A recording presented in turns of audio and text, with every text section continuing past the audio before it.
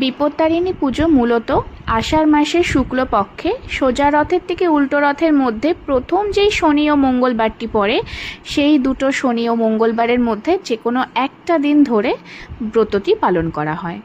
ছোটোর থেকেই আমি দেখে এসেছি আমার মা বিপত্তারিণী পুজো করতেন, আর এ বাড়িতেও আমার শাশুড়ি মা বিপত্তারিণী পুজো করে থাকেন। কিন্তু জানো তো, এই বিপত্তারিণীর ব্রত এক এক জায়গায় এক এক রকম। আমি যেমন মাকে দেখেছি 13টি অখণ্ড ফল ঠাকুরের কাছে নিবেদন করতে, কিন্তু এই বাড়ির নিয়ম আছে 13টি ফল 13টি খণ্ড করে ঠাকুরের ভোগে নিবেদন করতে।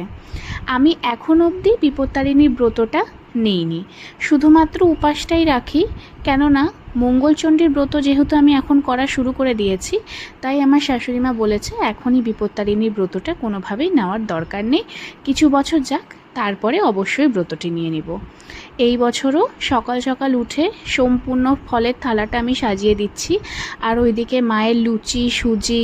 তারপরে জানো তো, এই বাড়িতে আমাদের একরকম নিয়ম আছে, এক প্রকারের বড়া করা হয়। তোমাদেরকে জানাচ্ছি কি কি দিয়ে করে।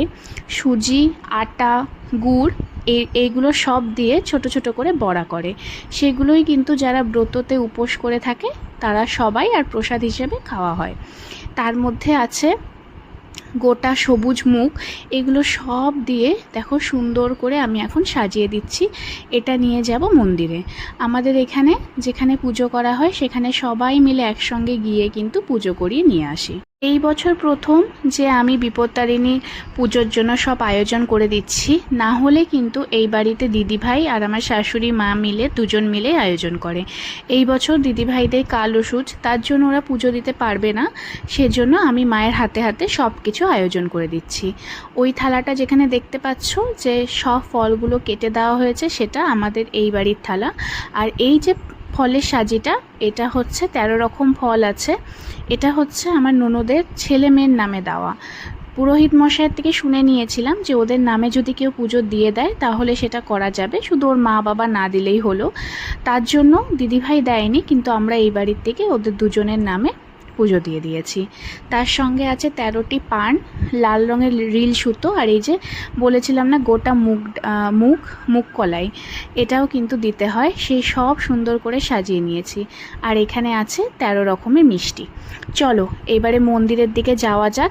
ওই দিকে তো অনেক ভিড় হয়ে যাবে, কেননা শনিবারটা সবাই পুজো করাবে।